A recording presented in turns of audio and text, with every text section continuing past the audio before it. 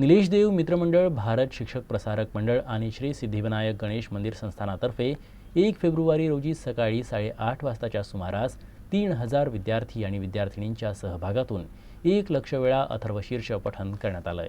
अकोल्यात प्रथमच एवढ्या मोठ्या प्रमाणात गणेश जयंती उत्सवाचं आयोजन करण्यात आलं. उपक्रमाचा हेतू हिंदू संस्कृतीचा प्रचार प्रसार, गणेश जयंतीचं महत्त्व नव्या पिढीला पटवून देणं आणि समाजात एकत्रित भावना निर्माण करणं हा होता. तर विद्यार्थ्यांसह भाविकांनी मनोभावे या उपक्रमात सहभाग घेतला.